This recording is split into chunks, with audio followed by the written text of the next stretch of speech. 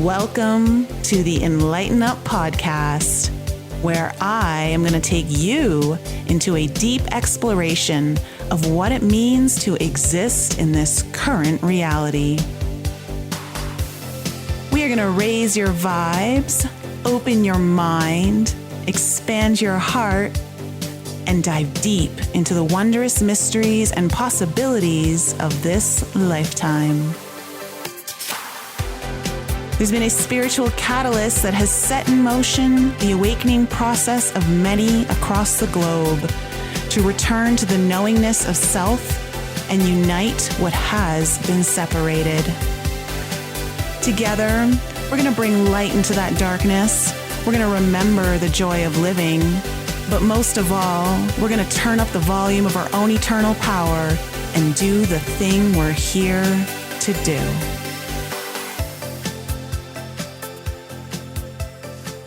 Hello, everyone. Welcome back to the Enlighten Up podcast. I hope you are prepared for the special treat that I am delivering to you today, because today's guest is not here to stroke your ego. He's here to slice through it. Taoist Master San Qing doesn't hand out those fluffy sound bites or feel-good fortune cookie wisdom that so much of the spiritual world is drowning in right now. And that's exactly why I invited him to the show. He's a straight shooter who's going to tell you what you need to hear, not what you want to hear. And I will tell you that his mastery is razor sharp. This is a man who has not only devoted his life to the ancient Taoist practices, rituals, and lineage, but has embodied them so deeply, he's passed the mastery down to his own children, kids who can remote view, practice telepathy, and run circles around most adults in the spiritual arena today. Through The Way, which is an app, the teachings, the lineage, he is transmitting the kind of wisdom that collapses time around your transformation, the kind of wisdom that reminds you you are the master, the keeper, and the creator of your reality. And if you think that sounds lofty, wait until you hear the no BS precision in which he delivers it. This conversation's not going to be super philosophical completely. It's going to be more about practice, power, and remembering the limitless of your true self. So let's get into some straight codes. San, welcome to the show. It's good to have you on this end today. Thank you so much for taking some time for us to bond and being on your podcast. I'm very, very grateful. And other than that, click, click, boom. Here comes the boys from the South, one of my favorite retro bands from the 90s, if you can remember POD. Yeah. It's on like Donkey Kong. Yeah. We are here, and it's just always refreshing. It only takes a second to be present with you, and you feel recharged and energized and juiced to the eyeballs. So I thank you, my dear friend, for just being my dear friend. Well, you make it easy, San. You make it easy. Like we say, real recognizes real, as you've said. And being on your podcast, I just loved where you took the conversation. I could tell right away, you're not someone who's trying to be. You are the real deal. You've done the work, but you don't let the work necessarily come ahead of you, right? So like you and your personality, your soul, your persona, everything speaks for itself. And it was just such a pleasure to have you on that show, because your wisdom runs very deep, and it's not something that definitely comes from a little AI blurb, as we were kind of talking off the show here just before we hit record. But let's jump right into the meat and potatoes here, okay? Because I think, you have gone very deep into Tao. So do you want to just share first, before we get into some deeper stuff, what really drew you to this particular practice and philosophy that you really resonated with, that got you to go so deep and give so much of yourself to? Great question. I never thought about talking about myself. No, just kidding. Just kidding.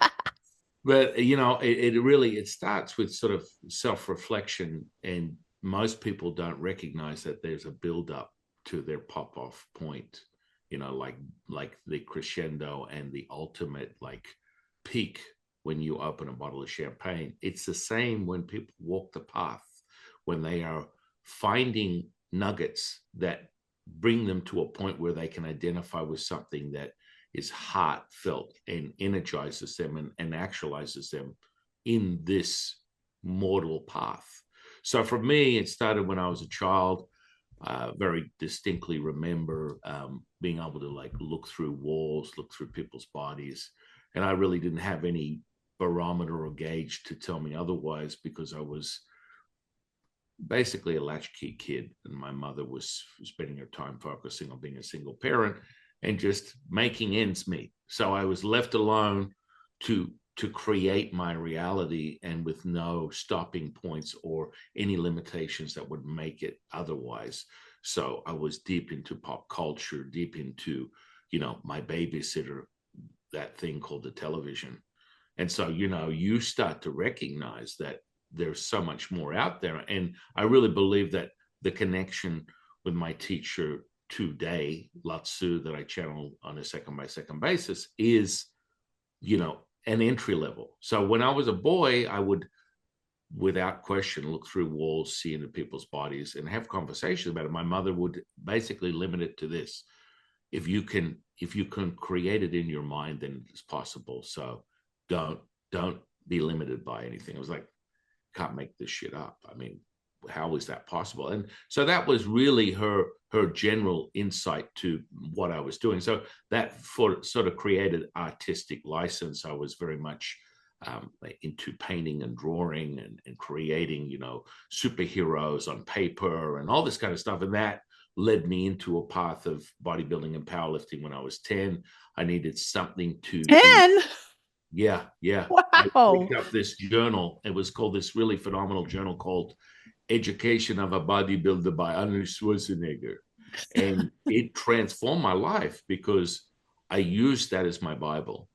And at that moment, I read the book, and I was literally pinned down to a bar with 145 pounds on my chest for about 30 minutes while I was waiting for someone to come and take the plates off, because I had no limitation. I read the book and said, if I follow that, I look like this guy.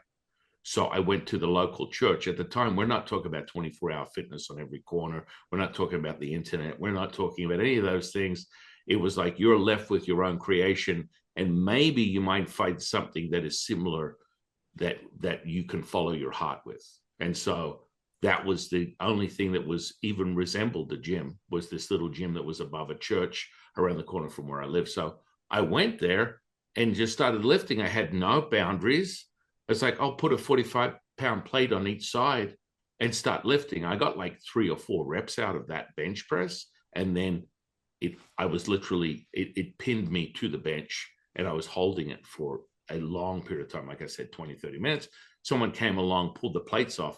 I fractured my sternum. And that was like just the beginning. I was excited. I was thirsty for this knowledge. And then I started deep commitment into fasting, understanding the chemistry of the body through nutrition. And you cannot get it more of a masterclass in nutrition if you don't go and apply it yourself. So conditioning the body for competition, then completed my first competition at the age of 15. I was 187 pounds at just under 4% body fat. And that How tall were you? I'm 5'11". Oh my and God. So when you recognize that, it's also an exercise in trying to get your mind around the idea, because I was up to like 260 pounds. I thought I was a behemoth. I was massive. I was so strong. And then when you go into conditioning, 10 pounds comes off. Your ego gets smashed. Another 20 pounds comes off. What is left of me, I've been working so hard to create this muscle-bound physique. Because you're so young, the elasticity of the skin will give you the illusion that you're a lot more muscle dense than you are. But even peeling back all the onion right down to that last moment, 187 pounds at 15 is a task. And I've never been able to break that threshold through my whole life. I'm in my mid-50s, and that threshold will not be met. So when I look at it, I'm like, I can't get under 200, 220 pounds. Let me ask you this. This Yeah. is very interesting. And now I'm starting to understand a little bit more of why you are so good at embodying the wisdom through practice. You are so good at being in your body. You've understood your vessel. You understand how important this vessel is in this human experience.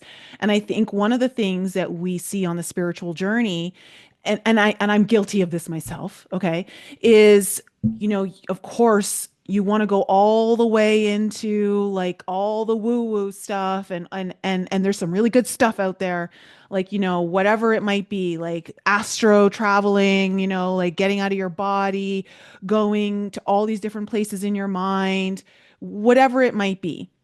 Okay. But not realizing, what are you going to do with it now in your real life? Like, how are you going to take that though and use it to master this life? You are really good at that. And I believe it's because you know how important your body is to this experience. Do you want to kind of elaborate on that?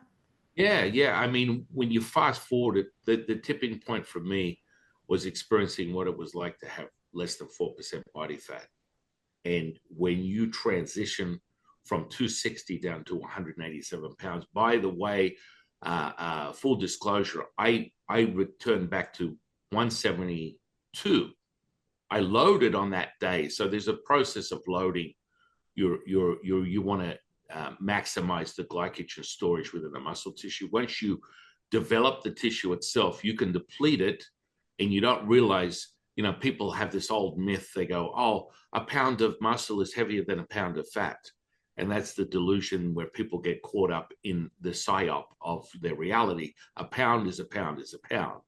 Yet people get that. No, that's so wrong. A muscle is heavier than fat, and I'm like, a pound is a pound. Yeah, Have we worked out the math I here? totally bought into that illusion. Right, right. And people do. They get caught up in the metrics is the same. So when you get down to a loading phase for any bodybuilding show, it's normally 3 days out from the show itself. You will deplete the muscle, deplete the fluids in the body, and you will slowly store that. It's a 3-to-1 ratio, 3 grams of water to 1 gram of carbohydrates. And you look like someone has stuck a balloon, a pump in you, and they're pumping you up. And you watch the transformation. Like I literally put on in 3 days close to 20, 15, 16 pounds in 3 days. And so when I walked on stage, I was at 187, but I was dry. I was vascular, veins running through my abs. It was a conditioning. And so when and it's such a great point, Nicole, because what I'm finding today is the bypassers. Let's use it. Shout out to one of my friends, Meyer. It's the spiritual bypassing. I think we've used it. We use it. You've used it. I use it. It is. It's a phenomenon where people are so not interested in finding themselves, but they want more. It's kind of like, being caught in your favorite, TJ Maxx with an unlimited credit card, and you just want to keep buying. Shout out to my wife because she really loves that. You get to that point where you don't recognize that you are not laying the foundation. And this is where most people end up. They start with a high, and this alchemical process is refined down to every iteration of yourself. So when you're in your body, you don't recognize that you program yourself for a dopamine high, a serotonin low, and when you manipulate those two equalizers so that you can create homeostasis, you reach a high. There's nothing more concerning than someone that says, I am of the light, I go to the light. They don't recognize that there is darkness. You are going to fall, and you're going to fall hard, my dear friends. And it's going to be a sad state of affairs for you because you're extreme. And that means that this dance between yin and yang, it's the symbiosis of the one stream. And until you master yourself, you're always going to be subject to a dualistic perspective of reality. That's okay. But the whole point of it is to invest more and more in this cultivational practice so that you can merge as one, recognizing that you are everything. You're not just one little tiny facet of the diamond. You are complete, you're whole. But that takes a method. And I think that everything that your wisdom teaching is engaging in people's remembrance, mind, engaging. It doesn't matter how you get there, because ultimately in the end, everything falls away. Yeah. And you're not going to be concerned about whether you're a Taoist, a Buddhist, a Catholic. You are everything at once. And so the conditioning of the body, as you brought the attention to the audience, is the fundamental thing that you need to recognize from day one. And if you're looking at it from a Hindu perspective, most people want to avoid the obvious. Well, I don't want to feel guilty, or I'm not negative. I don't want to experience darkness. And these are all just one fall after another, and it gets harder. You're going to get your teeth kicked in. You're going to be beaten hard, and you're not going to recover from the spiritual beating. And the thing you don't want to be is the thing you need to lean into the most. yes, Because yes, the only reason you don't want to be it is because there's some sort of misunderstanding or fear or like some that you don't know there, right? And so what you don't know, now can create illusions over you that you can succumb to, right? So the thing that you really, and this is what I find almost 100% of the time, okay, with my clients, anyone that I'm working with, is that when it comes to what's going to be your fastest path to healing, it's usually the one thing they've been avoiding or telling themselves that's not who they are, that's not what they need to do. It's literally spiritual bypassing at the most what do I want to say, the most elite way, right? Because it's so covert. yeah, yeah. Now it's like I refer to it as the selfishness to the selflessness requires the sacrifice. And that's where we get down when they get down. And you recognize Hmm. the stuff that makes you pucker up and get all prickly is the very stuff that you're attempting to find an antidote for that doesn't require your participation. So the biggest issue is they attempt to craft these things from an introspective, analytical, critical mind, logical thinking pace. You're never going to find the answers there. It's always going to be bankrupt. It's always going to be in deficit. It's going to be a path of least resistance that will absolutely not give you anything that will turn into full circle cultivation Hmm. and Hmm. being able to be as one. Because when you lead with I am a good person, oh, dude, if we come back to the Tao, anyone who acts in virtue has none. Here's your first red flag for yourself. Now look in the mirror, and as Lao Tzu would say, your first point of healing is to be accountable for your behavior. And that's the part of the delusion. So, when you dance between conscious and unconscious process, people get in the flowers, in the delusion, in the fluffy beams of bright white light, because within Taoism, yin being the darkness is the absorption of all colors. Yang is the emission of all colors. That's it. End of story. Mic drop. There's nothing more to it. So when you perceive things, everything comes from that one stream. So from a metaphysical perspective, from Taoism, the highest point is the void, the mother. The mother animates consciousness. Consciousness animates the spirit. Spirit animates the energy. Energy animates the body. And the body is this material state, which is a variable of different distorted energy potential. And all you're doing is navigating through that. When you actualize your spirit in this space, this material, it requires your attention and intention meeting as one. Mm. That Shazam moment evokes what we call the Shen. And this is where we refer to Shen Gong, which is spirit power. And you recognize you are eternal, immortal, forever, forever. And this experience is completely dictated by your attention intention. You dissolve the personality and the traits of deficiency, and you become at one with everything, and then you alter the, as we refer to, altering the material at will with your attention intention. Mm-hmm. I love that. And it's so true. Your attention and your intention, when they come together, yes, that is power right there.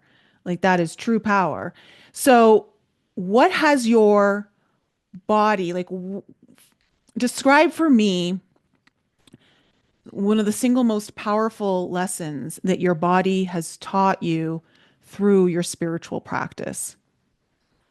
It's interesting because there's so many points. The node points are limitless, and they're constantly upgrading to my own remembrance, and it's never a dull moment, because we all take those pauses where we feed the personality as if it's an independent entity that requires a schedule. Like, Mm-hmm. well, today is I feel bad about myself day, so I'm going to go in, and anyone that looks at me sideways, they're going to get a piece of me that's going to be beyond the razor blades. And people feed their stuff like it's like this independent thing that's going on, yet it's part of the gift of your experience as a human being. Yeah. So, but from the body wise, is that anything is possible. The endurance of this flesh, once actualized as immortal, you have garnered such a power that will be transferred, not just from an ethereal sort of ether perspective where you are enlightening yourself at phases of awareness that go all the way up to the consciousness and the mother. You are consuming and cultivating this energy, then you're saturating the physical body, the flesh. So now you have dominion over this material state, because you're doing things that are supernatural, super normal, in my opinion, where you can actually show evidence. Things like, taking my wrist and shoving a skewer through it, pulling it out. There's no entry or exit point. That's a party trick of mine, but it's also a moment of transmutation. Okay. When I come to your next party, I want that party trick. Yeah. I mean, it's so fundamental, but you have to understand that when you have complete imperium and dominion over this body, because this is not really you, this is just an anchor. Mm-hmm. So understand that to have that would be on a neurological or biological level. You're accessing your autonomic nervous system and having complete power over everything. Okay, That's so what I'm talking about. I apologize. This is very interesting. This point exactly is what happened to my girlfriend yesterday. She was driving through the mountains because she lives high up in the mountains, and she's driving her truck on the road, and then all of a sudden, out of nowhere, there was a buck right in front of her, like close to the steering wheel. She goes, "This thing should have gone. My car like should have gone right through it. It should have gone right through my car." She goes, She goes, "I've done this before. I don't know how. Sometimes I do it." She goes, "But all of a sudden, everything blurred." And the next thing she know, she was on in front and the buck was behind her standing on the road and no one was injured. And this is exactly what you're talking about. 100%. And Hmm. so when you look at people attempt to recreate this within a psychonautic path. Hmm. So it's a big thing being a psychonaut these days, and Yeah. capturing a moment of alchemy that is transitory and impermanent. You Hmm. want to be able to actualize that. Like that was her hitting her highest node of actualization. And from that, when you witness it, like if you witness, it's very, very common for me over the last 30 plus years to witness physical healings, like flesh transmuting. For example, my banger of an entry level was watching Gangrene's flesh turn back to pink in color in 40 minutes. That was my entry. That was within 3 days of me recognizing there's something more out there than just this very moment. How And did you so, do that? well, the long story short, so if we rewind back to the origin story of my existence here in this realm, Okay. um, I pursued bodybuilding intensely at a powerlifting bodybuilding level. By the time I was 17, 18, I was deadlifting 800 pounds, squatting 800 pounds. Now, if you look into that, anyone that's not too familiar with that, that's like epic powerlifting levels that are stupid. They're like superhuman levels, but I had no boundaries or no guard telling me it wasn't possible. My mentor as a young boy was a guy that was absolutely hopped up on steroids, but he never promoted them, nor did he ever suggest that you should be taking steroids. So I was just mentored by a guy that had such deep understanding of nutrition and training, and I was eager, I was hungry to want to devour this knowledge. And he basically guided me. And through my own information, through things they call libraries that no one knows what they are anymore, Yeah. and you find information to correlate and codify what it is that you're looking for, and then through experience you make it real.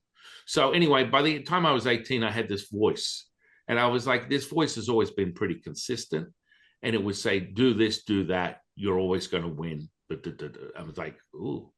My motto at the time was, who wins? We win always. I was like, in the background, always playing. And no matter what the circumstance, I would have this as a mantra, and it was powerful. So this voice said, you need to find meditation. And back in those days, meditation was Hare Krishnas, hairy armpits, vegans, organic clothes, alfalfa sprouts, this kind of stuff, which was so obscurely weird for me to even look at that, because I'm just very animalistic, barbarian that picks things up and crushes things. But I was very soft. I had a big heart, in my opinion. Yeah. So I found this meditation. My rule of thumb was this: I will try anything once. And people are like, what does that mean? I'm prepared to try anything once. And people would look at me like, you look like you're all bound up and you're far too invested in this path or way of life. And we really felt at that point, Nicole, that the hubcaps were coming off the wheels. My body was begging for intermission, because I was getting so strong, and the training was so intense that I needed a break. Mm-hmm. And so this voice is like, Gunfire meditation. I'm like, what the hell is that? We didn't have the internet. And so I assumed it was this thing called mindfulness, or the mind, or calming, or stilling. That's the definition I was getting for it. So what year was this? This was back in like 1987. Okay. Yeah, it's back in the day. That's why I'm trapped in like what do I call it? The 80s and 70s, like eclipse. I can't fight it. I mean, a friend of mine, what's his name? My goodness. What is the channeler? Monica and Lee from what is the I literally interviewed them 2 days ago. Are you trying to hypnotize me right now? Because I like literally had a blank. My mind is blank. What's the channel for Lee and Monica? I'm literally you would know this particular channel and who he channels. Maybe you're the one hypnotizing me. I can't remember. Right. We're at a complete blank, and this is a real phenomenon when you get into this moment. Everything bleeds out. Yeah. But in any case, he reminded me, it's like, well, how long have you known? I've been doing this since the 80s. And he said, we're literally been at this about the same amount of time, which is about 36 plus years of being aware. Oh my goodness. Cryon. I was going to say Cryon. I was literally going to say Cryon. And he's like, I think you've forgotten how long you've had clicks in the Lee game. Carroll, Lee Carroll. And I was like, Lee, I was just talking to him 2 days ago. So I'm very goofy when I come to prophets. So I will go back to really profound prophets in that. You know why I was going to say Cryon? Because when you were saying it, my mind was drawn to my naturopath's home. And I remember she invited me to, this is back in the 90s. Okay. She invited me to her basement group meeting where Cryon was there. Like Lee Carroll was there to channel Cryon. And, you can't make this stuff up. No, right? Yeah. So, at the time, you just don't realize how much time just bleeds. If most people are breaknecking their reality right now, time is just gone. Like people don't realize it's like it's Monday, now it's Saturday the following week.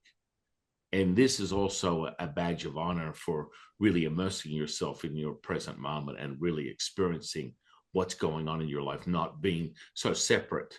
And then it becomes this slow drip of painful experiences one after another. Yeah. And time is just stretched out to a point where, oh my goodness, it's will this ever end? This day has to be over.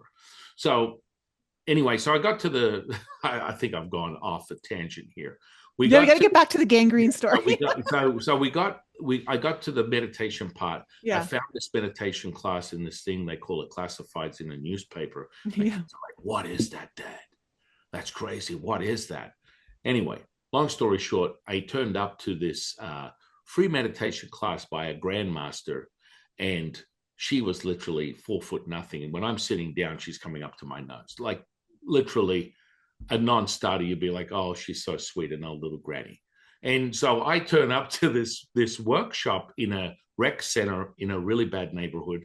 So even though I look like an eclipse, I'm fearing for my own life because this is not good. You hear people screaming, dogs barking, fireworks, guns going off, ambulances. That's the environment that you enter into. Park the car. I go walking up the stairs into the rec center. There's half a dozen misfits like myself. Beggars can't be choosers. I look around the room. This woman didn't have much to say. She was sort of like, you know, floating around, getting things ready. And she's like, everyone, just come and sit down. And I was like, oh, okay. I was in so much pain. I was like this overgrown gorilla trying to scratch my ass because I was attempting to contort my body into what I could see with my eyes as, now I know, a lotus position. Yes. Everyone else is like sitting there with their hand seals, and they're like, and I'm like literally rolling into a ball of mass. It was painful. It was cringeworthy, all of the above. And so I'm sitting there, I'm hearing all the noises. I'm like, the idea I have of meditation is not going to work. I mean, I think I should get up and leave. It's just a waste of time. I'm not going to get anything out of this. Because I was like stilling the mind. I'm hearing all this noise. I'm looking around the room. I'm in pain. And then it's literally the most profound moment of my life outside of my marriage and witnessing and delivering the birth of my children, was this entry level. So she stands there in the middle of a half circle.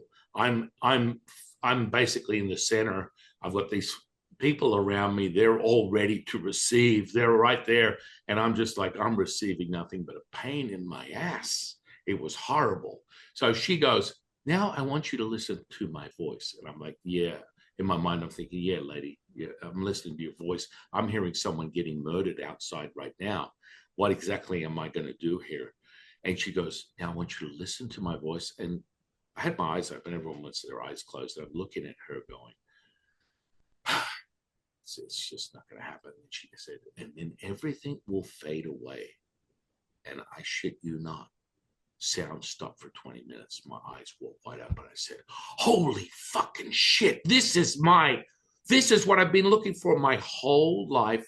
I've been wanting to embody superhuman powers, that the bodybuilding was bringing me to this pinnacle, and I wanted something beyond something I could crush and pick up and throw. And I was like, I just had an entry to the superpowers.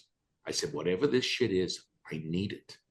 And I literally was amazed, because what happened was when sound stopped, she's just sitting there walking around the room, just floating around. Everyone's receiving their little transmission. And all I could see is this. And there's just dead silence. Ambulance is gone, everything gone. It's just gone. And I've got my eyes open, and I'm like so excited. And she kind of looks at me and smiles and just keeps walking around the room. I'm like, this is not happening, but it is happening. And it happened. And then it slowly faded back in. After about 20 minutes, just before she finished the so-called meditation, it started to fade back in. And I was like, I'm hooked. I want this shit so bad. This is it. And so give it to me. Yeah. So I went straight into the classifieds. I went back there. It's been good to me. I found this meditation class. And then this voice is saying, find channeling. I'm like, what the fuck? What is channeling? I don't know what channeling is. Find channeling. found another whack job teacher. This guy was off center from the beginning. And I went to this class. It was like, in those days, it was like 10 or 15 bucks, a lot of money back in those days to perform this so-called channeling. And when I got there, the guy's like, no. I'm like, what? I haven't even said anything. I was just, no, you are not the appropriate candidate for this experience. I'm like, what are you talking about? He's like looking at me going, no. I'm like, but please take a look around. And again, once again, I was having a phenomena, hippies, alpha sprouts, organic clothes, the whole deal. And I'm the sore thumb that's standing out.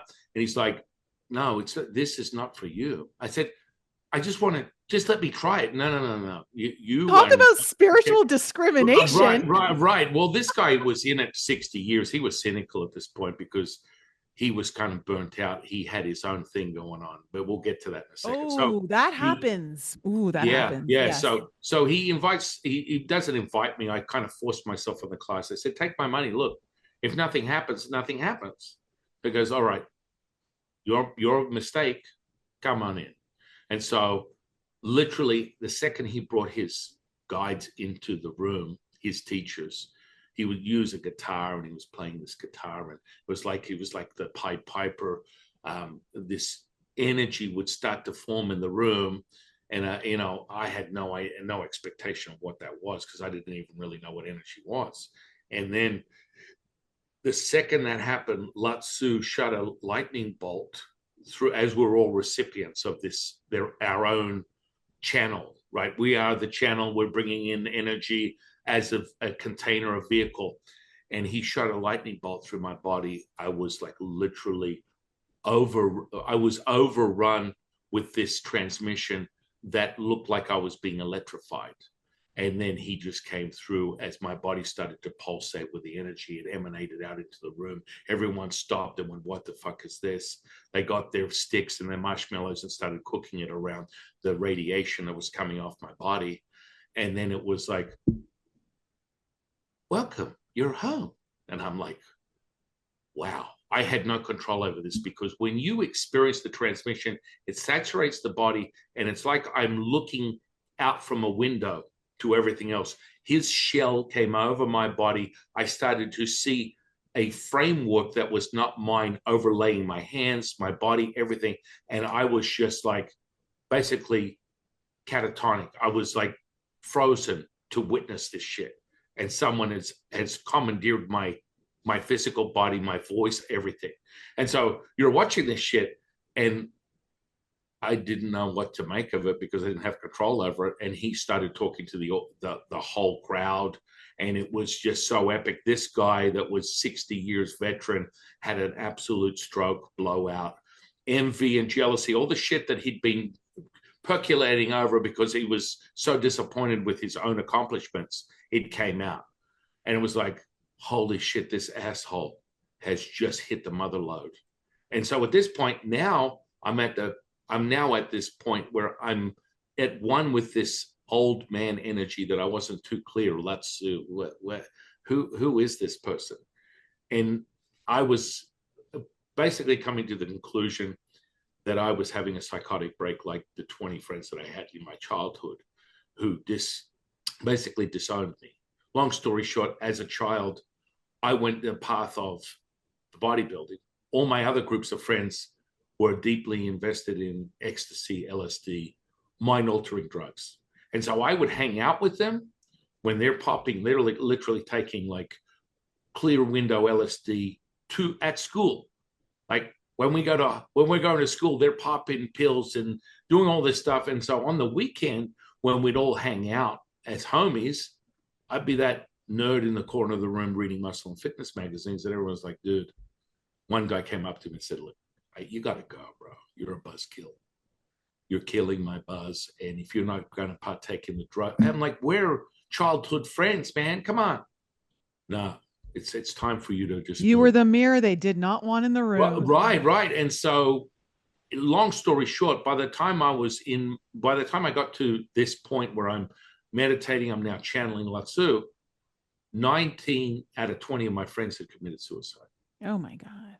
Because they were just commandeered by this stuff, and it was so self-consuming. And we can go deeper on that to another level, but that was my biggest fear, that I'm going to lose my mind. Yet I never took any of the drugs, and I'm like, I don't ever want to go through that. That was the most devastating moment, because you don't even know how to make sense of mortality as a young person, as a young man growing into yourself and recognizing that people just don't have a handle of their own shit, and they really get commandeered by a third party that is not their own information, and they take their own life. Now, that's a whole nother story, but that was my biggest fear. So by the time I did the meditation, I'm channeling Lao Tzu. I'm officially saying I probably fucked myself. I am going insane, because now, independent of my own personality, I have a relationship with this energy, and I've got this teacher that's been doing it 60 years saying, oh, this is where you need to, reluctantly, this is profound. And everyone else was like, this is profound. And I'm like, I think I'm fucking having a psychotic break, because I'm now talking to an old man that can not only consume my body, but then move out of my body, and I can see him with my eyes and hear him. I am losing my mind, yet I want to understand how that happened, because I didn't take any mind-altering drugs. Yes. So I went, this is all happening within 1 week. Let's clarify this. So the meditation, the channeling. The channeling went on. Then the next day, he's doing other programs where he wants to teach people clairvoyance. I'm like, what do I have to lose at this point? I'm in it. Like, it's such a tornado that I can't make enough sense of it. So I went to his class, and he just accepted me because I just pulled off his fantasy of being able to channel this high source of information. And he goes, I'm going to teach you this clairvoyant stuff. And it was a very matter-of-fact type of thing. Here's the formula, boom, boom. And quite frankly, I still use that type of like formulation when I teach others, rather than getting your intellect into it. It's a system. When you understand the system, if you point from point A to point Z, if you follow instruction, you will be the embodiment of that. It's a cultivational practice. And so he said, this is what I want you to understand. This is the things that you're going to experience, because everything was an arousal at that point. The energy was so potent that I could just move in the room, and I'm feeling my whole body convulse, because he just turned me on. Lao Tzu is now, Elvis has arrived. And so this is all going on within the body. And I'm like, holy shit. So I'm sitting down with this guy. He's like, this is what we're going to do. We're doing clairvoyant stuff today. I'm like, what is that? It's like, well, you're going to read people's energy. You're going to, and I'm like, okay. I was skeptical. As for everything else, I was skeptical because I had this discernment that I didn't want to lose my mind. So I'm sitting there. I'm like, I'm going with this. I see an old man come in and out of my body. I'm hearing his voice. He's as clear as I see you. And it hasn't changed in all these years. But the point being is, I thought I'd just full tilt psychotic break. Something's going on. So this guy, supposedly an expert, let me follow his instruction. So I go into the clairvoyant component, and he teaches me these things. And then he goes, okay, Mr. Channeler, like real bitter old man, like bitter, dude. And he wasn't even old. He was like only in his 60s. And he goes, okay, Channeler, Mr. Channeler, why don't you tell me a little bit about myself? And I was like, okay, hang on. I'm going to follow your instruction. And then I was like, okay, so I'm getting a very clear message that if this message is from another entity, that's what they say they are. And it's saying that if you don't continue to give me the students so I can siphon from their energy, as this is the agreement that we're making, I am going to have to take your life. And he was like, whoa, whoa, whoa, whoa, whoa, whoa, up, out, in the other room. And I'm like, what? It's like pushing on a big elephant. I'm trying to get through into the other room, out of the side of everyone else that was in the class. He goes, sit down. I'm like, okay. And I'm kind of curious now. And he's like, what did you say to me right now? this entity, this spirit, doesn't kind of look much of anything but like bronze in color. It looks like some type of like, I don't know. It was formed but formless. It didn't take on this sort of ominous sort of appearance, but it was speaking through me to him. If you don't continue to feed me your students so I can consume their energy, the contract that we have with each other will be broken. And the end result is I will take your life. This is like, creepy. Whoa. And I'm sitting there and I'm kind of hearing all this stuff and I'm having this conversation with this energy, but I'm more. Are you in this moment fully grasping what you're saying to him? No, because when I said it, I was more goal oriented. Like, because I've come from a bodybuilding background, I pick a weight up and I lift it. And so the goal was to achieve the effect, which was clairvoyance. So the schedule is this. If I train 3 reps of this and 2 of that, I will increase my strength due to the compilation of these 2 exercises. So when he told me to do that, and I said that, and he's just like turning white, and he's pushed me in the other room, and he was. I feel like I'm turning white just right, and he's having this confession time, right? And I'm like, I'm kind of sitting there. And I'm not really comprehending what just happened. And he's like, look, I need to explain to you something. We can't have this conversation. I don't want this to go out of this space right now. And I'm more like, is that real? And he's like, listen, I need to explain myself. No. Did I get it right? I was just like so blown away. I was like, is that real? Is that really what's happening? And he's like, look, I need to explain something. No. I'm just asking you, was that information correct? And he's like, listen, I need to explain my situation. I'm like, oh, holy shit. This is another superpower. I'm like, just like, and I've got Lao Tzu in the background. At this point, I'm like, I'm pretty sure I'm crazy. Like, it's happening.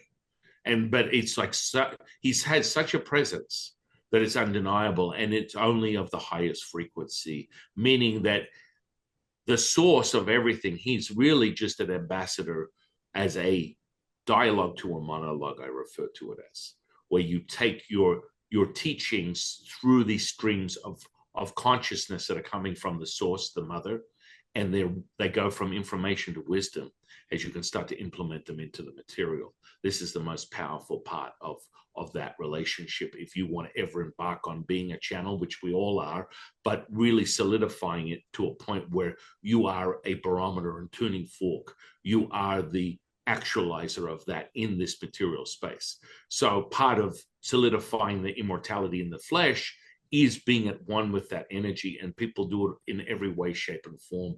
That may not be a dialogue. It may just be a sense of knowing and an emanated like cultivation that comes from the center out.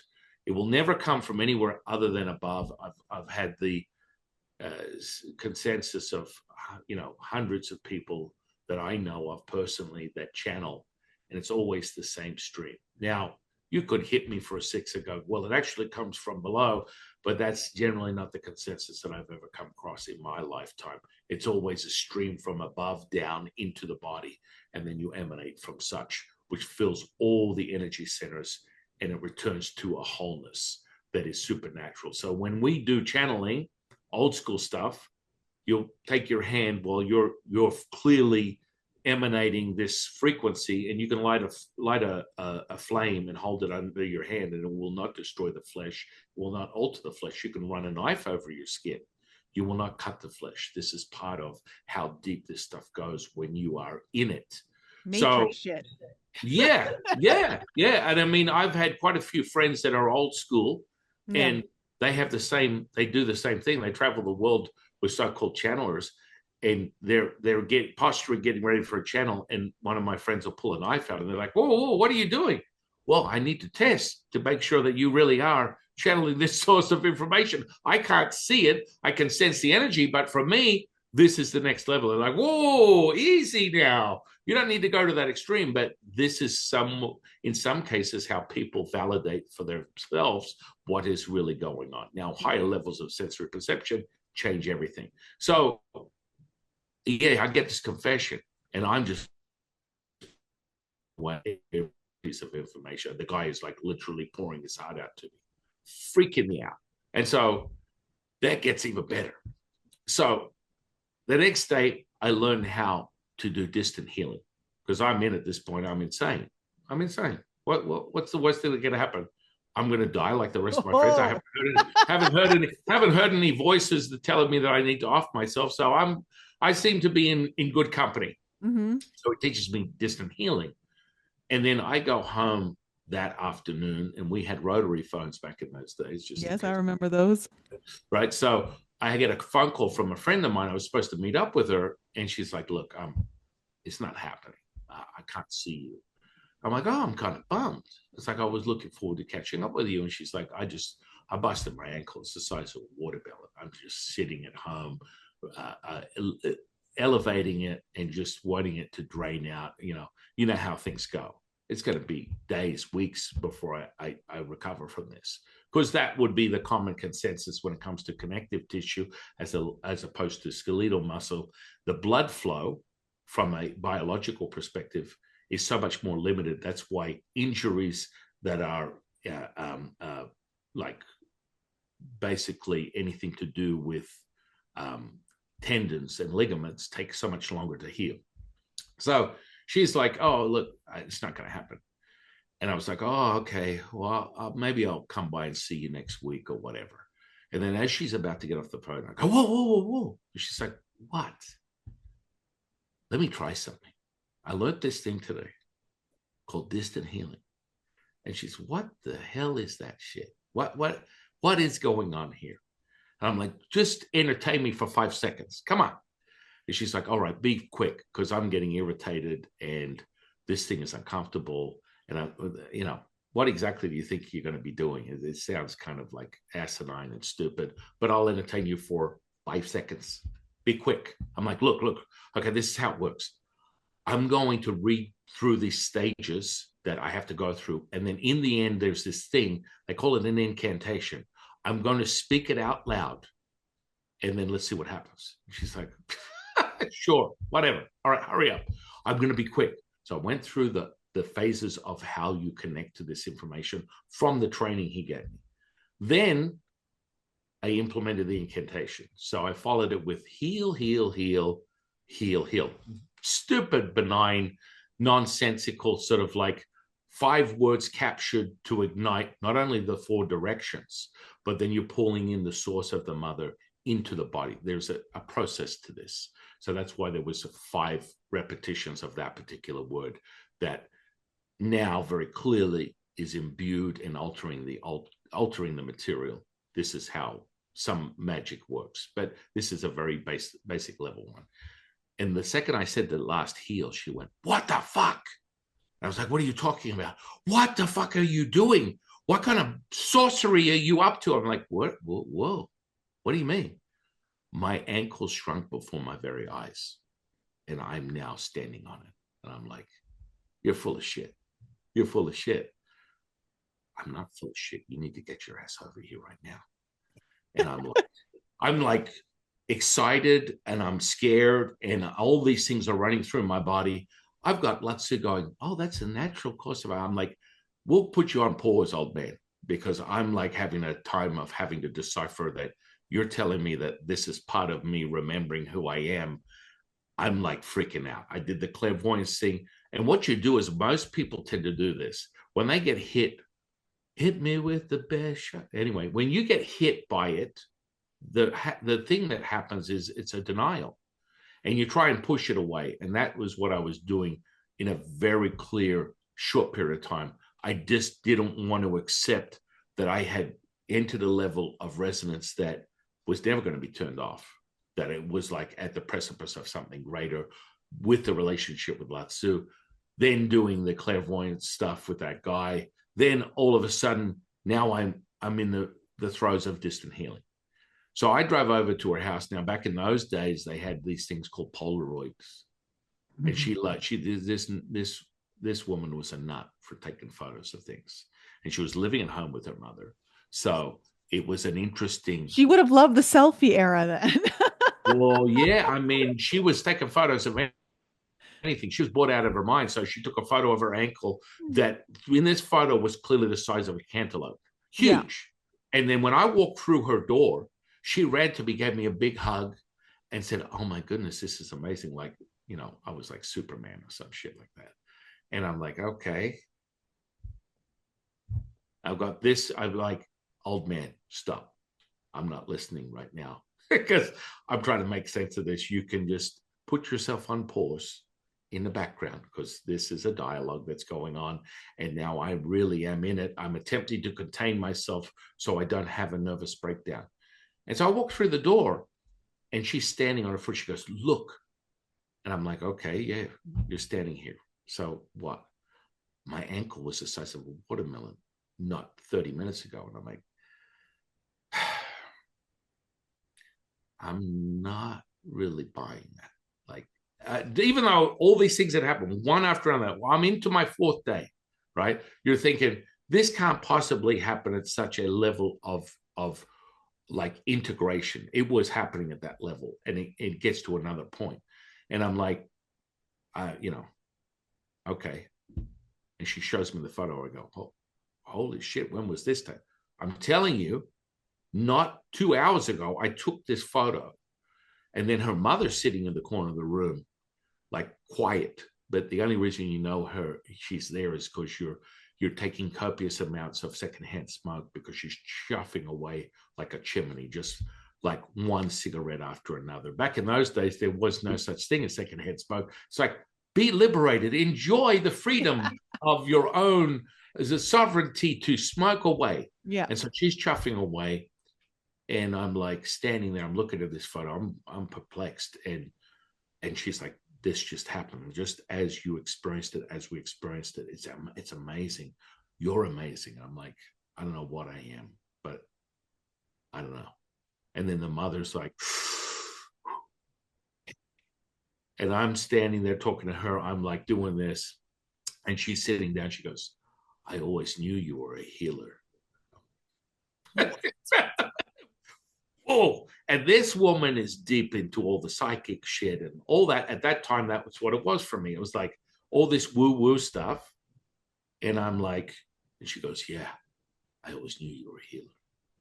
And I'm just like, this can't get any crazier than this. I mean, what at this point, what the fuck? I don't care.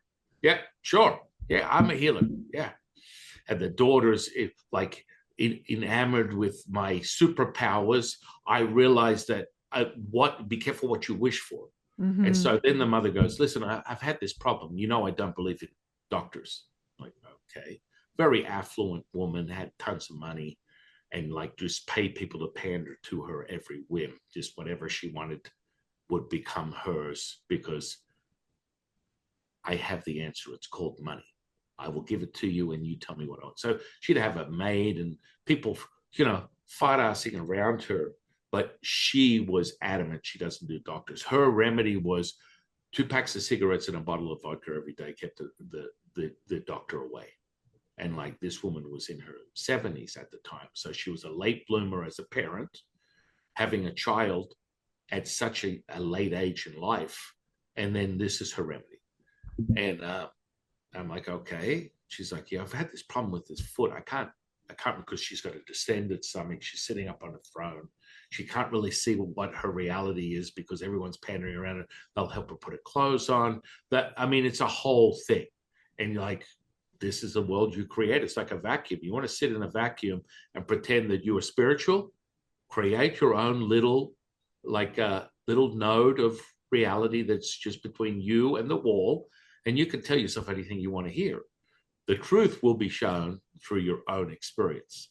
But that aside, I'm having this conversation and she goes, "Yeah, I had this thing with my foot. I want you to, you're the next coming of Jesus. I mean, I want you to come and take a look at this." I'm like, okay. Before this, 3 days ago, I was just some curious bodybuilder that had an instinct to go and check this out. And now the woman's telling me I was a healer, and I've personally known her probably for a year or two, dating her daughter, whatever. Like, I'm still not buying it. I mean, you are losing your freaking mind at this point. So I said, sure, why not? At this point, old man, every time there's an interaction where they're speaking, I'm like, please stop. And so when you get to a level where you're able to communicate audibly or inaudibly, clear senses start to heighten. Now, I got a crash course on that. I would recommend it for most people. I like to micro those. They're clear senses, which I consider a sensory perception, but it just happens. So it's like you have voices that you hear clearly. Some people would allude if they're having a psychotic break or being designed as a schizophrenic or some type of mental illness that's been diagnosed by a psychologist, that you are hearing voices that are not real. Oh, they're very real. They're very real. And that was a very clear conversation, and I would stop it. So this woman's like, okay, come and check my foot out, because now I'm the family healer. Okay, because she already knew that, right? She was waiting for this moment, and the cynical aspect starts to get deeper, because you're fighting for your own life at this point. There's so much going on. You don't know what end is up. Where literally I would go. This is a story after this, but it would be like you'd go and grab someone. I used to love a past favorite hobby of mine would be taking when people get those, what do you call it? When their feet become deformed, they're called, when you shove them into shoes, it's a term that they use. Oh, I know what you're talking about. Right. So there's a calcification in the joints in the feet, and they become sort of like they end up looking like hobbit feet. Like you become very painful. You need to operate on them, all that kind of stuff. Well, once I got into the flow of things, and this is well past what I'm about to speak of, I used to love to shrink that, and that would just be like a hold my hand on the body, and I realized that I didn't have to, and it would melt like butter while I'm watching it and they're watching it. Then one of my favorite parts was like taking sebaceous cyst and raising it to the top of the skin and watching it pop like a crystal bottle. And that was a favorite of mine because it was instant. It was phenomenal. This is part of the whole merging of that material state. Anyway, so she gets me to come over, and I'm just like, I really don't know. I'm having conversations. Like every time I lay down, I just go into a tunnel, a portal. Like if I lay down, it shoots me straight up into the sky, past the universe, into this seamless stream of phosphorus white light. And then I'm having conversations very clearly with Lao Tzu, and everything is tangible. So that would be an ongoing, what we call night school, where I never got sleep, and it was an integration process.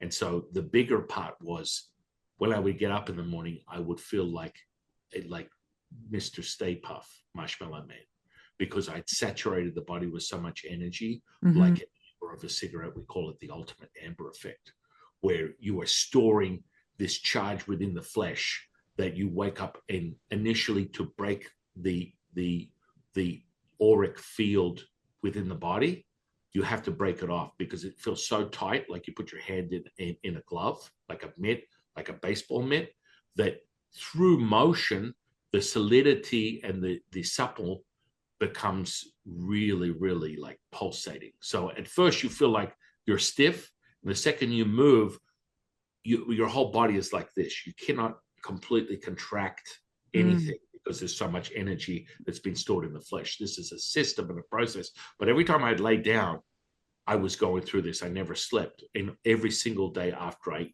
initiated Lao Tzu. And so I'm like, I'm definitely crazy as shit. And so I went to her house, and I'm like, okay, all this is happening within days. I have no idea to make sense of all this. And I get down, she's on her throne. I don't think she hasn't seen her feet in, I don't know, I honestly would say decade or two, because she's so bloated, she's so excess, she's so sick. But, my belief system, and honestly, I believe, you believe, we know that belief is absolutely hinged on experience. And when that experience is met, you solidify that and you can take charge of your own reality. So she's sitting there. She says, yeah, my foot's been irritating me a little bit. So I get down, I kneel down. She's got a footstool that she still can't see her foot. Her stomach is so distended that she cannot see her foot at this point. So I kneel down. Now Lao Tzu is piping in, and I'm like, fuck off, please. Really. I'm I'm begging you. This is, I don't know what's going on, but I think I'm insane. He's like, no, you're not insane. You are about to witness something profound. I'm like, please leave me alone. And like, so we backed off. And I'm sitting down there, I'm kneeling. I pull her sock off, and I was like, oh, gangrene black, like her foot should have been amputated. Like, I don't even know which part had to cut off, the toe, half of the foot, the whole foot, amputate the whole thing. I freak out. And is this happening internally? She's like, so what's going on down there? And I'm like, my opinion, get this woman up into an ambulance and take her to the hospital, because I've never seen anything like this before. And as far as I'm aware, this needs to be cut off. That was my instinct. Then Let's says, yeah, that's gangrenous. And I'm like, okay, so what are we doing here? Because then I started a dialogue, because I was so afraid that he starts piping, and he goes, well, we're going to witness a healing. You're going to witness a healing. I'm like, what are you talking about? Oh, we're going to witness a healing right now. And I'm like, what are you talking about? Sit and watch. And in 40 minutes, that gangrenous flesh turned back to pink in color. End of story. Never had a problem again. And I had to watch that. Now, time frame wise, this is a process that if I had to measure, it would probably be seconds. But for me, the appearance was 40 minutes. I actually timed it, but it didn't have time or anything to do with time. So I'm like, this is unbelievable. And the end result was, oh my goodness, my foot feels really good now. She wasn't able to move it at all. It was just like something hanging from a supposed limb. And it was completely as if she never had any illness or sickness or decay of the body at all. I witnessed this with my eyes open. And I was like, wow. Now. So were you being guided to put your hands on her? Didn't have to touch her. Okay. Lao Tzu goes, watch this. And I'm just like, it's like, so when you witness stuff, and you alluded to it before, there's a wiggling effect that takes place. Like to the naked eye, when you're looking and focusing on healing, it starts to wiggle like this, and then it'll move it, and it'll wiggle again, and it'll move it, and it'll wiggle again. And it's literally a framing of whatever it is that your attention and intention is focused on. And you watch it as it regains more healing. It's sort of like, imagine a burning piece of paper. And as you light the flame to the paper, it starts to burn up all the paper and turn it to ash. That's how it looked for the flesh.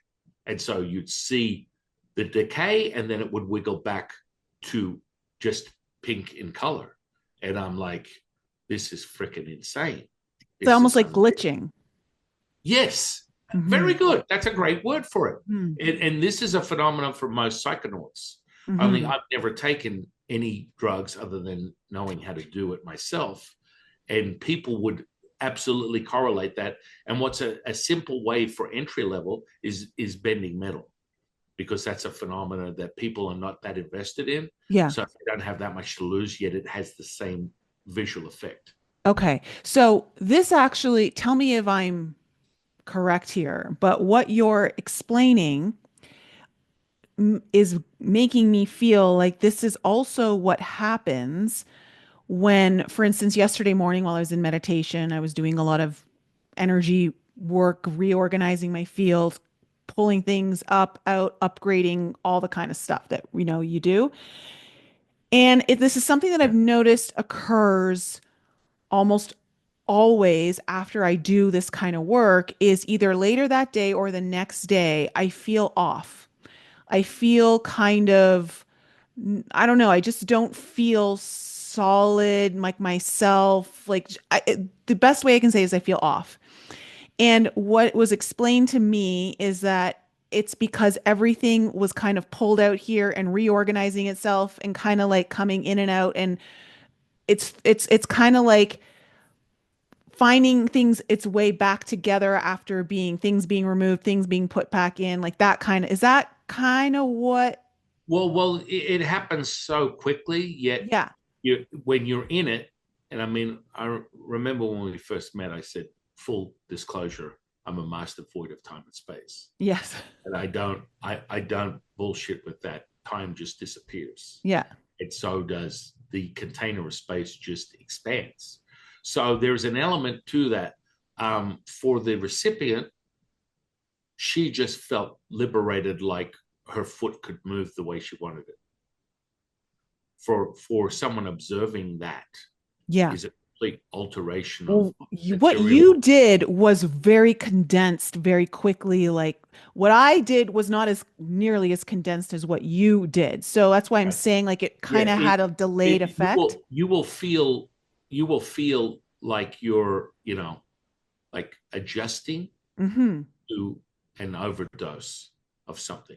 Yeah. So your nervous system couldn't measure, 5 cups of coffee. At some point, your body would revolt against 5 cups of coffee. Too much caffeine starts frying the nervous system. The adrenals get depleted, and you will feel the low effects of too much caffeine without enough fat in the bloodstream to integrate it as a constant. Yeah. And you're bringing up a good point. There's an integration. Now, Hmm. for me, I was so in so much, in my opinion, it was called chaos and havoc and like a tsunami of things taking place.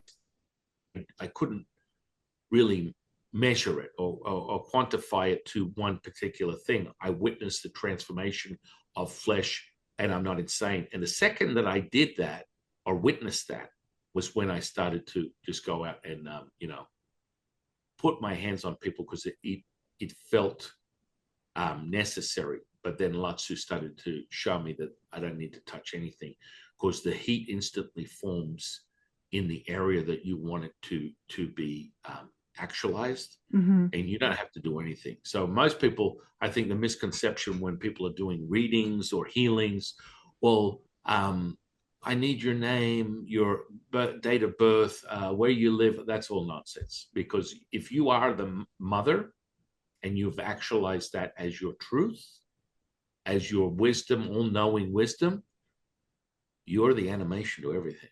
So it Hmm. doesn't require a participatory effect of personality, calling in guardians and angels and things of that nature, because you're the animation to everything. You're all things and nothing at the same time.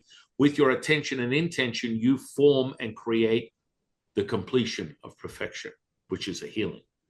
So whenever I do that for someone who's, in a coma or things of that nature, which is a common thing most people will call me for, is I've got this trauma, my loved one's sick or broke a bone or whatever, and then I will just connect instantly, change the vibratory frequency, the resonance goes higher.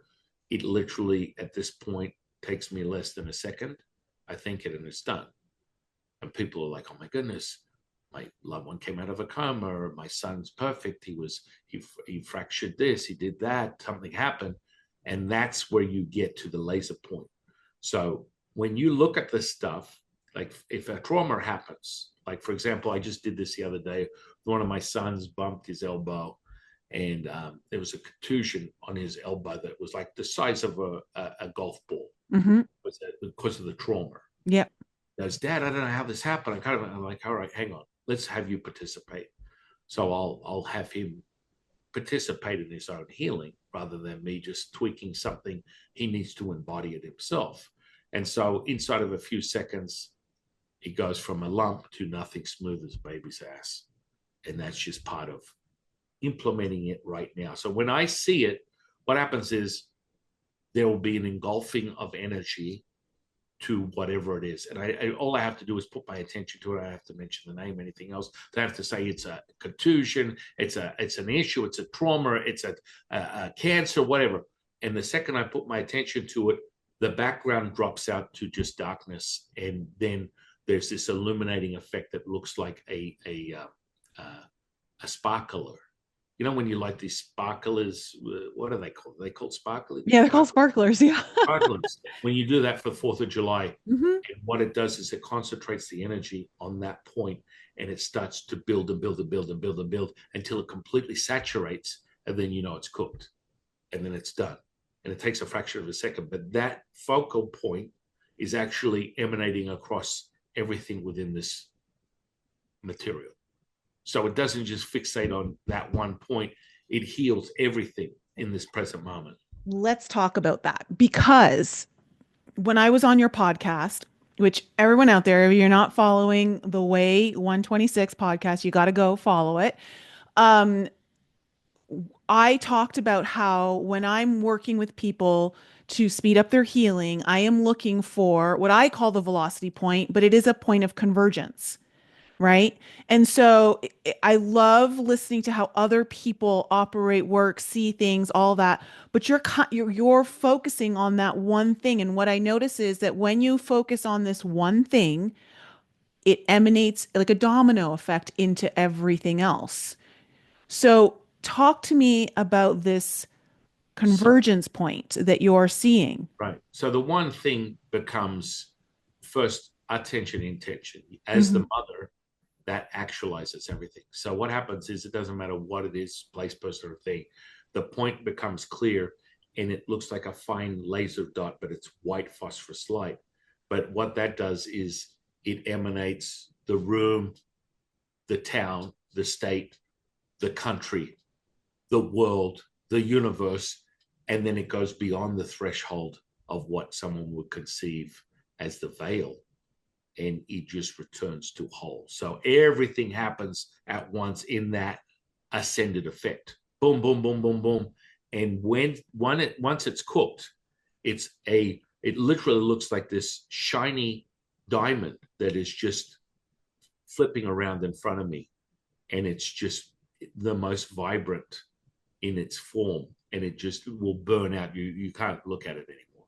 It's just, you know, when it's done, it's like 3, 2, 1, disco, we're finished. And so that's how fast it happens. Now, it didn't take me very long, 30 plus years ago, through Lao Tzu's tutelage, that I don't ever have to put hands on anybody. That's a very sort of entry level novice way to attempt to start healing. But you have to start somewhere. So there is no right or wrong, and many people like that idea. And at one point I used to enjoy supercharging myself, holding that within the dantian and then giving people electric shocks. So that is a charge where you contain the energy. You get the recipient to stand on a wet rag, and normally I would keep something that is earth bound, like a leaf, between my transmission and the body itself, the recipient's body, because it'll be too much of a jolt for the nervous system. This is a practice that you cultivate and you can hold, but ultimately it's on the road to the Wizard of Oz. And I would not, if you become obsessed with it, it tends to have an inverted effect. And so that takes a lot of conditioning.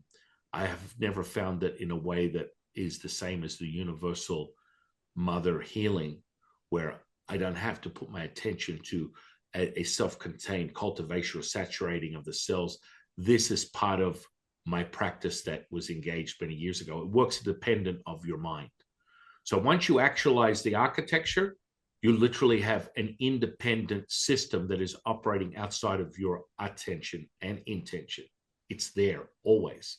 So it's like a washing machine that's constantly turning over, and it contains the energy. And then you get into levels of awareness where there's nothing more powerful than actualizing yourself as the mother, because that creates healings that you don't even have to process.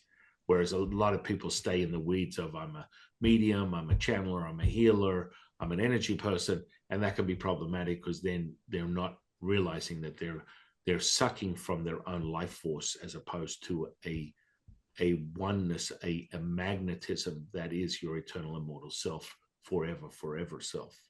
And so the question was, what was the question? Was how that actually Like, happens. yeah, that convergence point that you, The conversion happens that way, and it's pretty effective. I mean, it started pretty much almost instantaneously for me. And so I teach people how to alchemize that stuff and then contain the energy within the body, because you want to saturate the body and get as much of a run out of it as possible within your incarnation. You want to, that's why we refer to it as immortality crystallized in the material. You are able to put your hands in this space and alter that material as a whole. Does that make sense? Yeah. Yeah. So let me ask you this. Let's have a little fun. Yeah. What do you see in the field of someone who you know is not embodying what they say they are? They're more performing it. Mm-hmm. Like, they're saying they're this, but really they're not. Like, what are you seeing in the field? Is there like Well, distortion? Like, what is it that you see? everyone has this emanation. Everything is alive on a consciousness scale Hmm. in some way, shape, or form. Everything emanates energy because that's what it's made up of. So everything has a convergent point, even if it's a grain of sand or a human being. You will be able to tap into the energetic profiles of that place, person, or thing as you are becoming more mastered as a sensory perception perspective. When I look at someone, if I do psychic readings, I examine the first 9 points of contact between the earth, the avatar, and the universe. And for Taoism, they're referred to as dantians, the energy elixir field. And within each dantian stores properties, may it be emotions versus virtues. Hmm. And for you to cultivate and actualize yourself, you want the emotions to become virtuous. They're emanations of virtue. So the variables are different. Once you access that, the vibrancy of the dantian is like, it's blinding. So when you look at someone, like, for example, in a Hindu practice, you'd look at the root chakra as red. When I look at someone, I can just look up and down their body and quickly see where the gradient of color is, if it's off, if it's not off. And then the information is just sitting there in the field like I'm reading a menu. Yeah. And that's where people freak out, where they go, how the hell do you know anything about me? You just gave me a summary of my whole experience, and I've never met you before. Because, and I always say, it's got nothing to do with me. I couldn't give a shit if you refer to me as the next coming of Moses. I am just reading information. I'm not looking for your approval. And that's part of the big thing that most Yeah. people get caught up in, is they want someone to remind them that they're the ultimate bee's knees, the uber healer, whatever it is. If you're truly accessing source information, however you do, you don't need any validation, because you already know. You already are aware exactly what's going on. So when I look at someone's field, there's always going to be a variable of this energy, and then most of the things that they believe in, or if they're driven by a higher frequency that would be their equivalent to their spirit, their guardians, their source or monologue, whether it's God, Tao, Buddha, universe, this will come out in their auric field, and you could just read it. You kind of read off this and this, and people freak out. So I always tell people, if you want me to do this, I'm going to start from the bottom. And by the second energy center, which in our case it's the third one, because the transpersonal point is what we call the earth dantian. We don't refer to it as a transpersonal point that other cultivational practices, mainly Hindu, would refer to it as a transpersonal point. It's not in the equation. Whereas there are 9 dantians that connect your universe and the earth itself. And so by the second root, what someone would call a root chakra, which basically reveals people's boundaries or perceptions of reality, what they're prepared to put out, what they're not prepared to put out, and how they see others and how they implement themselves in other people's lives, i.e., how they want the world to perceive them, and then how they want to treat the rest of the world. And so that's a very clear, most, if not all people initially that are not into some level of their own self-mastery, it's always a very dull, you know, almost like a maroon color. It should be a vibrant red color, a Mm. crystal red, like blinding red light. And so the maroon color will be the average individual that we come across. And that then we have to really start working in their own versions of what boundaries are, as opposed to what they perceive as the rest of the world's boundaries. Because Mm. generally speaking, most people will want to take from everyone and give nothing. Hmm. And so that's the very problem with boundary setting in itself, because you are me, I am you. We are one. But that's a progression of ascension that you get to that realization. Most people are not there initially. They have to have a system, a method to create that. And that's where, you know, the root chakra is always good. The second I get to the sexual energy, they just stop. They're like, we need to stop. Because I'll be like, and the sexual energy. They're like, whoa, whoa, whoa, that's it. Enough. We're good. This shit's real. Yeah, it's real. Yeah, yeah. I mean, how deep you want me to go is up to you. But like, people freak out. It's like, I don't ever want anyone to know that. That's why I like double, triple check. I'm like, you sure we want to go this? Yeah, magic man, show me. Read by energy. Read by energy. And I mean, I always start that out when I do street magic in Vegas with my kids. It's like, we'll start with that, because you give them a little taste, which then creates a rapport and confidence level. You don't really need it because you're emanating a resonance. But when you take someone into a deep state of awareness that would be equivalent to a somnambulistic state, while they're standing up in the middle of Las Vegas Boulevard, thinking they're about to just drop another 3 shots of Jack Daniels, and then they go into a bliss state, and the friends are taking a video recording of it, freaking out, going, what the fuck just happened? And then you start transforming their whole reality using states of awareness. And this, for me, I always let people know that you have to start at the bottom. If you are in the interests of your own well-being, you should understand the dynamics between conscious and unconscious. If you do not, you're making a mistake in your own self-mastery, because this is basement level stuff that people need to be aware of. And then what Nicole and I are talking about is a mastered state that is holding a resonance that is from source. When you deal with things that someone would refer to a trance, a hypnagogic sort of state, these are low levels of emanation where people can get a sample of their own true power by altering things instantaneously through their own perception. But then you must be able to step outside of the boundaries of your own perception and be able to hold that resonance as a universal thing, which changes the whole makeup. If that Mm. makes sense. What do you think, when it comes to being the master of your own reality, what is it that we don't want to admit that about why most people fail to wield that power? Because they don't want to let go.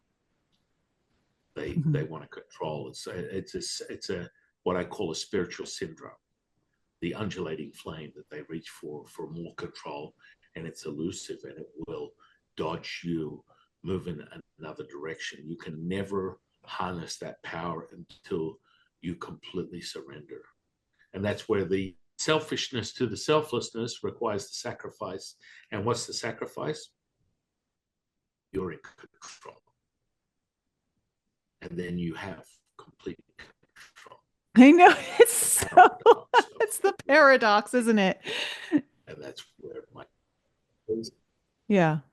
Yeah. right always says, when you accept you know nothing, you know everything. Yeah. You there, Nicole? Oh, yeah, I'm Oh, there you here. go. You're Yeah, my stopping time there for a connection. minute. See, this is what happens. So my connection goes unstable when I'm having these very high frequency conversations with individuals. My internet gets screwed with. So, um, but yeah, no, and that's absolutely true. It requires such a surrender to have that kind of control. And Mm-hmm. it's such a it's to the linear mind, it makes no sense. Yeah. I mean, that's where we have this thing called detach to attach. Hmm. So to detach, there is a mourning period for self where everything you experienced as your own simulation was nothing more than a lie. So all the personality, analytical, uh, finite mind was just nothing more but a conjured up sort of like dream. And when you recognize that you are liberating yourself, you is an illusion, and then you have mastery over it. But Yes. that requires a sacrifice. And the sacrifice is not the sacrifice that everyone gets puckered up about. Oh my goodness, I have to kill my obsession with Barbie dolls and buying Louis Vuitton handbags. No, that's not what I'm talking about. No, the truth be known, it just requires your conscious awareness that this is not real, that your ability to enter the tapestry that energizes and operates this is the truth. But if you look at someone that goes, look, I'm sitting here at Chili's restaurant with a $97 bill that requires money that's created from a material state, I don't get what you're saying. Well, then you just need to go a little bit further on your own journey of remembrance, because entering into that now moment, which is really the past, future, and the present, all concentrated into this very breath, is where you find all the answers. But that's where the alchemical process becomes so powerful, because you're able to cultivate this substance. So it's like Play-Doh. So when you enter into it, you are imbuing and altering the tapestry at will with your attention intention that is at the highest resonance as you are the animation. Doesn't get any easier than that. But that is a journey for most that may take a lifetime, because they cannot accept that they are eternal, immortal, and forever. And when they get there is normally as they're transitioning to the next experience. Oh my goodness, it's so much brighter than I thought it was.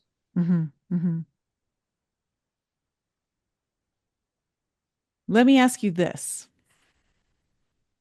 What is one of the most, what currently, when it comes to the spiritual community, world, healing, what topic or perception or belief feels like nails on a chalkboard to you every time you hear it or someone talks about it to you or asks you about it? Like, what right now is creating like that kind of frequency for you when you hear it or it comes into your orbit? I am the I am.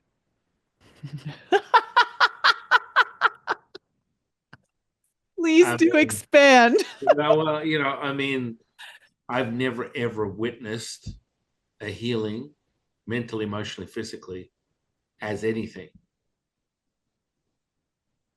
I'm not sitting here going, oh, Sen Ching is conjuring up this moment where everything converges at one point, and then you materialize something that is supernatural in its nature.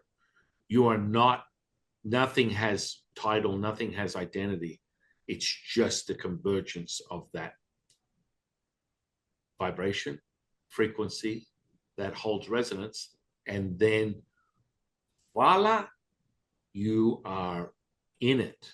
And that's how these things take place and have for, in my opinion, millions of years from Taoist alchemy.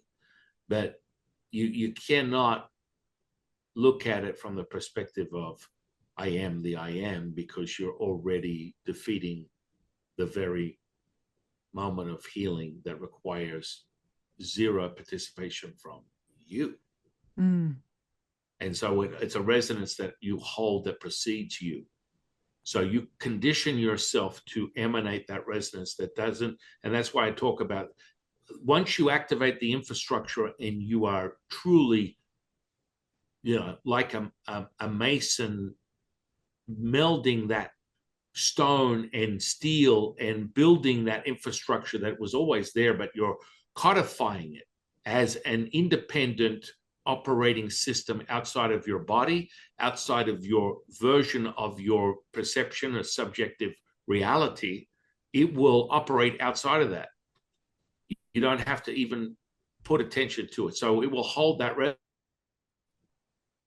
That means that someone like myself, who is as cheeky as anything, will be able to emanate the personality and be tongue-in-cheek all day long and still be an observer witness to miracles that cannot be measured by the finite mind, because I don't have to do anything. I am just in possession of an avatar that holds that resonance in this material state.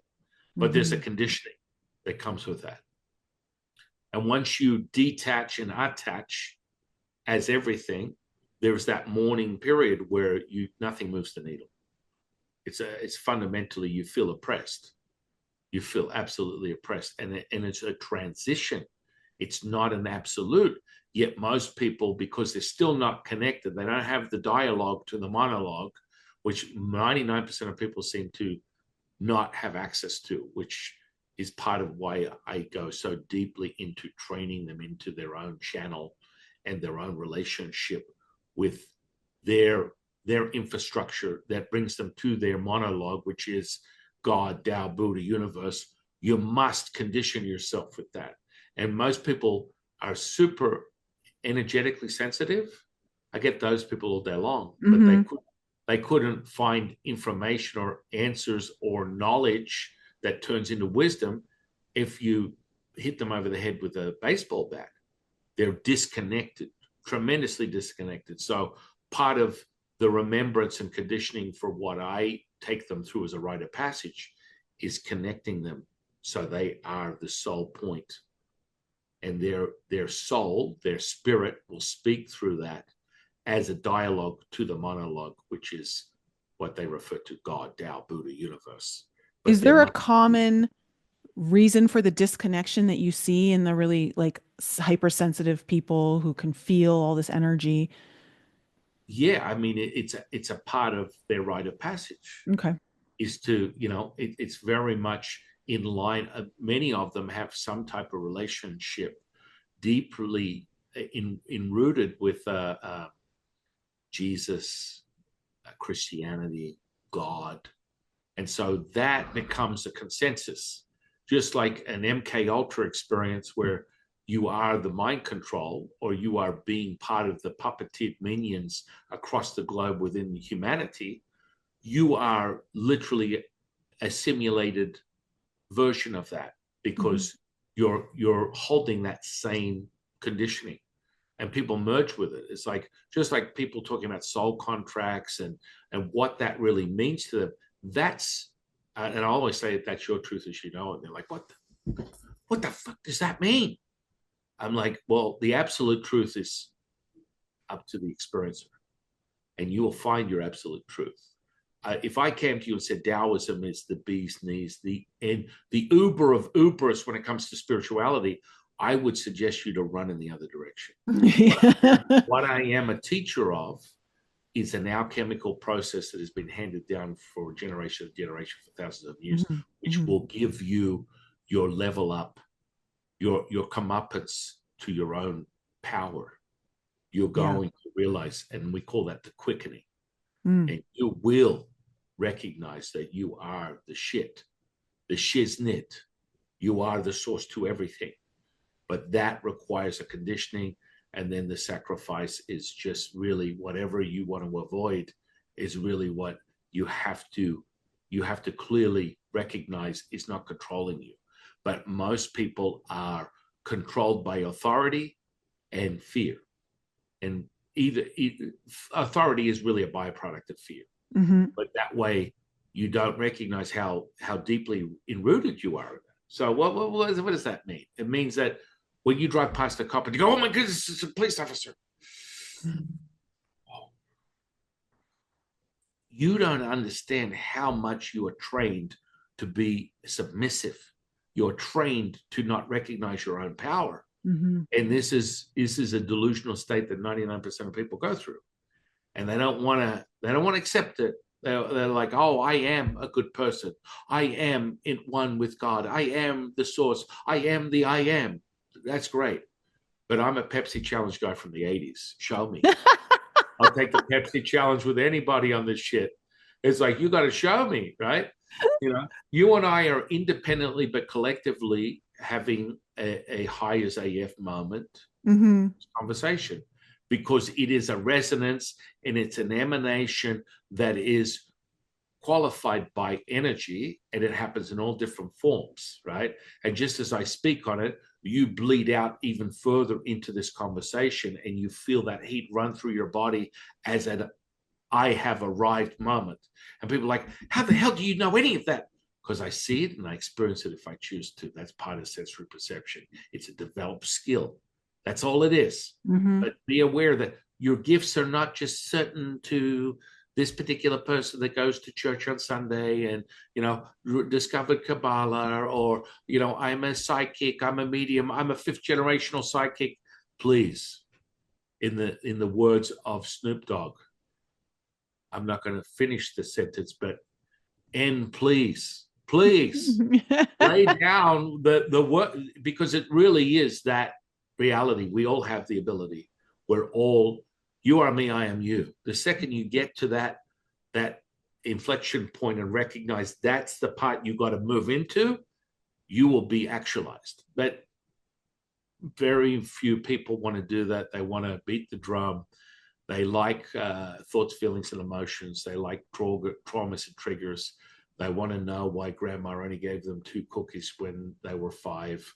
And, you know, their distant cousin that was the ugly duckling got 5 Oreos.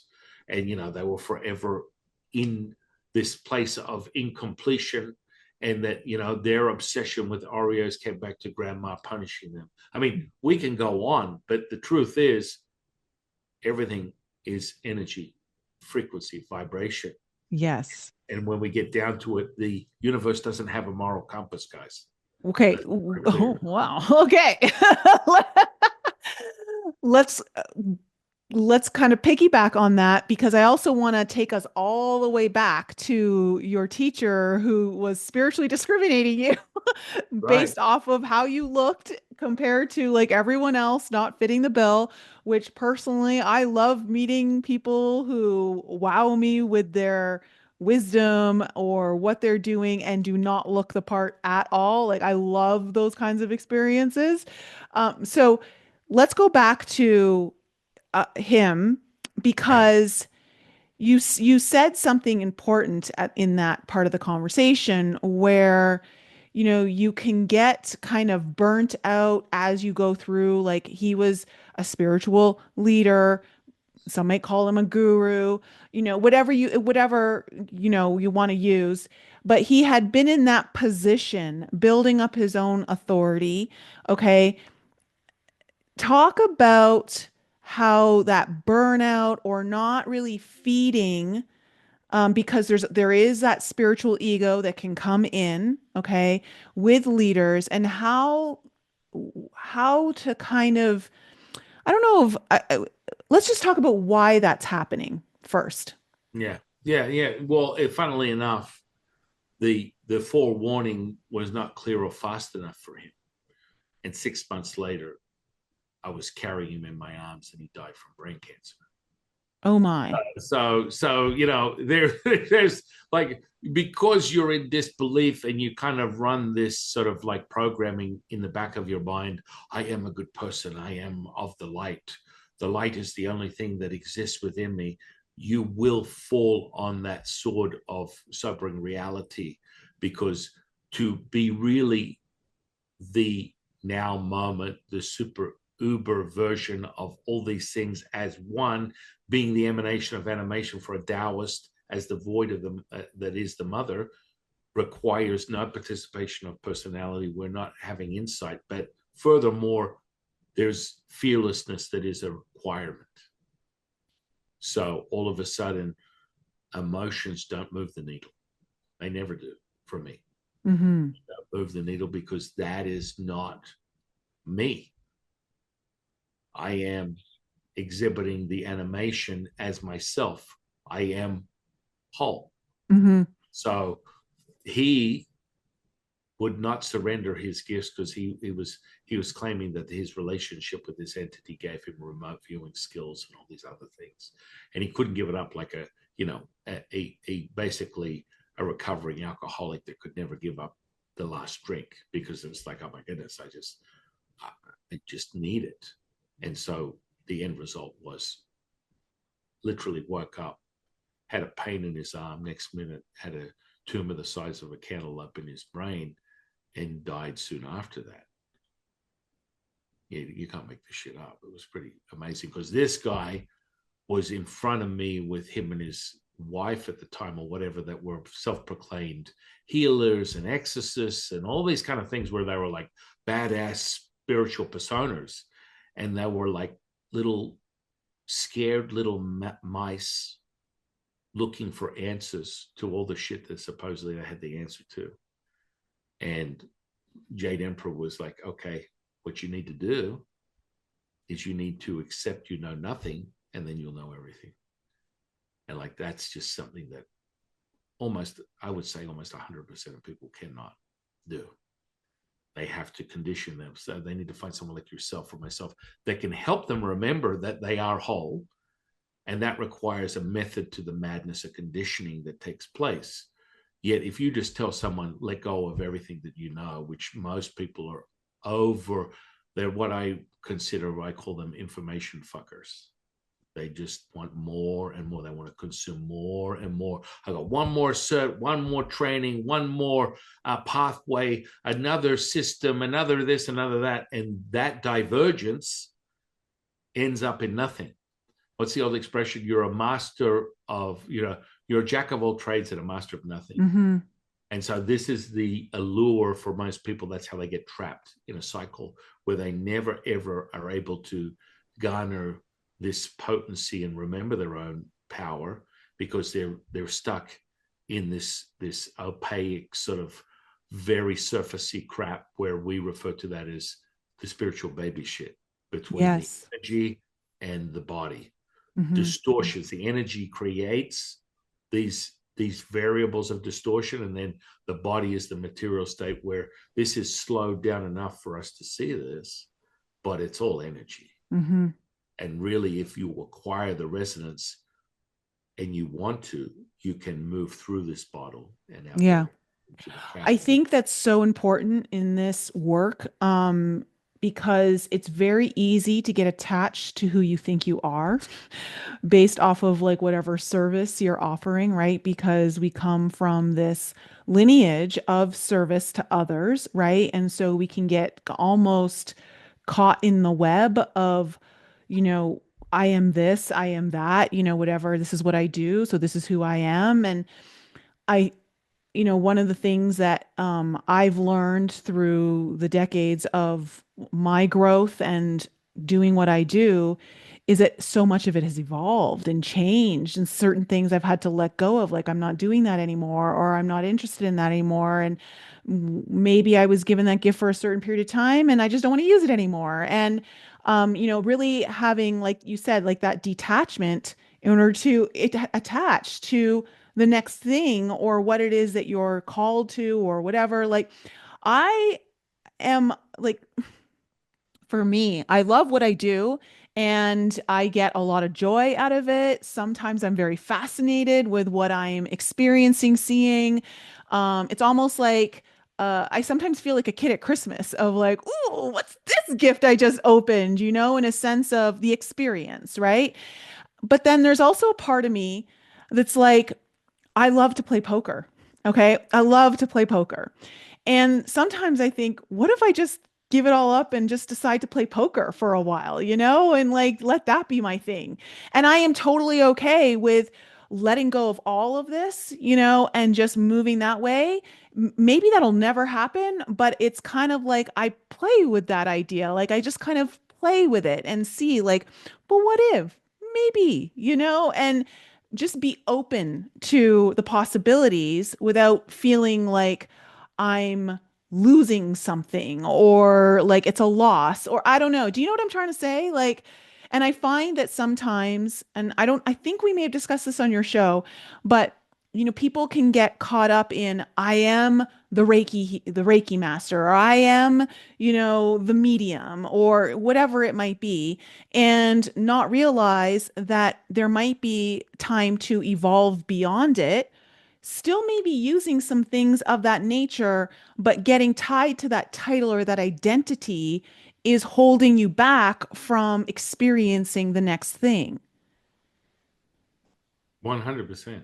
That's why I go back to my motto, I'll try anything once. Yeah. Yeah. And, it really requires a childlike state Yeah. where you're in awe every day. I mean, it's funny you say that. Every day I wake up, it's like Christmas. It's the Hmm. first time I ever saw your face. That is the power that we all have. It's like you want to become sort of or identified as a cyclical thing, or it comes from a certain type of lineage, information, training, that's fine. But if you wake up with the same awe, amazement, and complete unconditional excitement and love for what it is that you do, this will never, ever remain the same. It will Hmm. it's a constant. There's 3 cycles within Taoism. It's like creation, completion, and rebirth. That's happening all the time, all day long, in every way, shape, or form that you can imagine. And that is the trilogy of the Trinity of how things within a metaphysics of Tao are formed, created, and they collapse and go back into themselves and they're reborn again. Yeah. And so, but that excitement is critical. And I believe that outside of my teacher, Lao Tzu, and my 171 other teachers that are facets of the same diamond of perfection, they're sources of information. That's how I refer to the dialogue, to the monologue. So they are just nothing more than an emanated version of the mother that gives me information. Someone may refer to it as Akashic Records, Halls of Amente, God, Source, Buddha, whatever you want to call it, Spirit. That's how I have that relationship. But that's been going on my whole life. I mean, I measure my experience and how I teach people is Big Trouble in Little China meets the last airbender and they had a baby. That's how I teach people this mystical, esoteric path that seems so obscurely off center. But then when people get into it, they're like, I thought I was Christian. I thought I was Jewish. I thought I was, you know, some form of identity or indoctrinated religion. And then they go, I think I'm Taoist. And I'm like, well, hold up. Yeah, you're resonating with this. You're all those things. And once you complete your alchemy, you'll recognize you're everything and nothing, and you won't be cornholed into one point. I always tell people, do not erase your personality. That's a mistake. Hmm. Recognize that you are, my personality is my personality. I enjoy it. Hmm. Driving my side by side. I thoroughly enjoy it. Right. I like driving my side by side in the desert, 100 miles an hour. I eat chocolate bonbons, and I still subscribe to that piece of shit thing called Netflix. And Yeah. so you get to that point where you're like, hang on a second. That doesn't require my participation. Witnessing or being a solidifier for this present moment that is a combination of the past and the future all happening at once. Hmm. It's really void of time and space is how you acquire it. Yeah. That is nothing to do and does not require my participation. Hmm. But you hold that resonance. That's where you actualize the infrastructure through the alchemy so that it runs independently.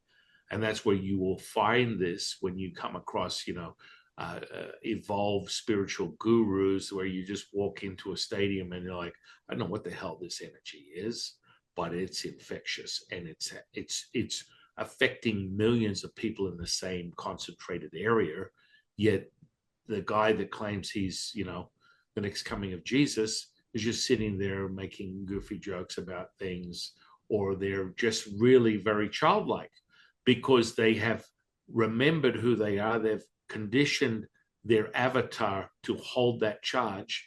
And all that does is, without them participating, it helps other people remember. So if you want to dumb it down to a neurological effect, it's the mirror effect, where the mirror neurons within your body and mind, once exposed to a certain resonance, will start replicating that instantaneously. I offer anyone to go out and try this on for size. Go into a local space, coffee shop, supermarket, whatever. Observe and find yourself a recipient, whoever that might be. Find one, and then sit there and start mimicking their respiration patterns. Inside of about 10 seconds, you will commandeer their respiration patterns, and then you'll start puppeteering them from a distance physically. When you move their arm moves independent. And so this is just an understanding of this tapestry and what we call the substance, the fajin.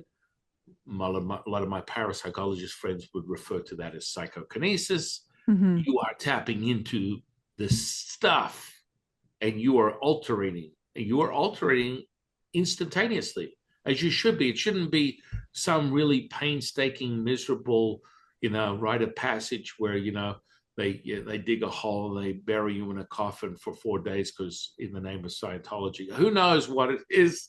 However you get there, you must recognize that it's of your making. So it can be short and fast. The reason that I gravitated to Taoism was because that's my teacher actualized me in that moment. And it made sense because I was told, you're going to teach this to people. Well, how the hell am I supposed to do that? Well, you're so crazy right now. Let's start you on the path of that. Now, at the end of that week, just funnily enough, in closing, I went into what is equivalent to a dark night of the soul for 7 days, where I had every thought, every feeling, every emotion at once. And I wanted to end my life by the third day I was done. There was no break. There was nothing. This relationship that I had just conjured up 5 days before with Lao Tzu seemed not even consequential. It was like I couldn't even hear him at this point. There was so much shit coming in at once. And so I would go to the movie theater to attempt to distract myself because I couldn't sleep. I couldn't lay down. It would just intensify itself. The more I moved, the less I was aware of everything happening to me. So imagine this is what I was experiencing. The computer screen of your laptop with a million different icons, and everywhere I looked, it had information, it had energy, and it was all happening, coming at me at once. My auric field was solidified so that I was bouncing into people's other auric fields. It was so dense. And that's what happens to me when I just put my attention and intention to anything. It becomes codified in this material state as a tangible evidence, and you feel it viscerally, somatically, kinesthetically. And so that got me to the point. At the end of it, I made it through there, and I finally got hold of this guy, this teacher, because the rotary phones, you miss someone, you can't get them, they're not at home, it just happens that way. He goes, "Oh my goodness, that's amazing." I'm like, "What the fuck are you talking about?" I thought I'd lost my mind. I still think maybe I have lost my mind, because after all that, after the storm had calmed, Lao Tzu didn't disappear. But I was able to have a sense of the information and correlate it. And then I was taught how to correlate the information, so it was not just so intense that everything comes at you at once, that you can just literally, you dictate the rules of the operating system. Yeah.